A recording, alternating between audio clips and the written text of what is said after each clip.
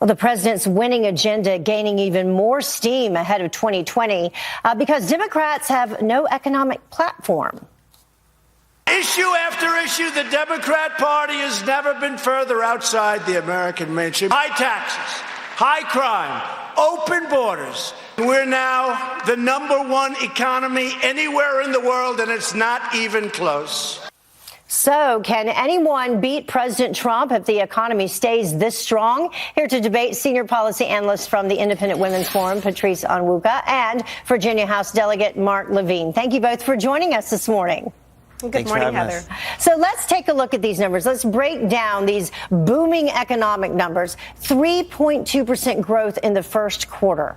196,000 jobs added in March unemployment, a rate near a 50-year low.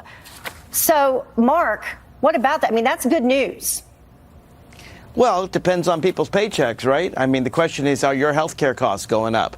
Is your tax refund higher or lower? What about Medicare and Social Security? Do you agree with the president's plan to cut your Social Security and Medicare? Or do you agree with the Democrats who want to lower health care costs? So the question is, what is the bottom line for the ordinary American? And, you know, if you're a farmer and the president's imposed tariffs, is it easier for you to sell your goods now that the president is against free trade, which Republicans used to believe in? I think times are tough for a lot of Americans. Are those manufacturing jobs coming back? How about those coal jobs that the president promised? Are those coming back?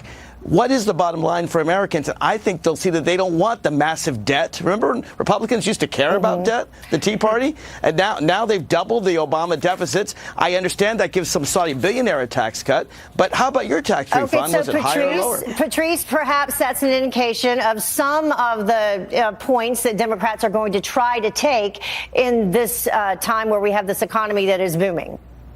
They are. But you know what? This is Trump's economy, and it's a great economy. You talk about how regular families are doing. Look at the tax cuts. When every person, pretty much every taxpayer's paycheck got a cut last year, and that's continuing. You know, when you talk about refunds, well, there's a reason why a smaller refund may not be a bad idea, because that means that you get to keep more of your money all year long to be able to pay for your health care costs, your Medicare, your Medicaid, or your prescriptions. You know, so when we look at small business optimism being at record highs, that means that their small businesses are able to hire and expand. When you look at people, consumer confidence, they're able to go out and buy a car. Why? Because you have historically low unemployment rate.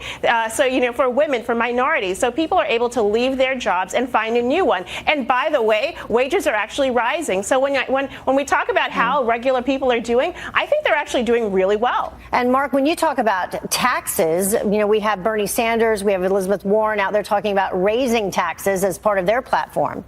No, they're talking about lowering taxes for middle-class people. It's true if you're a Saudi billionaire, if you own a multinational corporation, yeah, your taxes might go up a bit. But they want to, for example, you know, give more Medicare, more Social Security, cut some of those taxes that ordinary people pay and use it maybe so you don't spend so much time in traffic. Use it on roads. But you know what the challenge? I think the challenge is when Bernie Sanders talks about, and even Elizabeth Warren talk about education and student loan debt, cutting student loan debts, or actually getting rid of it entirely. You know, the reason why it's going to happen is because taxpayers are going to have to foot that bill. Not just the wealthy. It's going to be all Americans. And I think Bernie Sanders has admitted that everybody is going to have to pay more for Medicare costs, pay more for medical costs. And so, you know, but you know what? I think they are too. And the problem is it's because government has been involved in the higher education process. Okay, we have about 30 seconds left. Mark, final word, and then Patrice, I'll let you respond quickly. I think people realize that college costs are through the roof, healthcare costs are through the roof. People are spending more time in traffic because the president promised to give us infrastructure and didn't.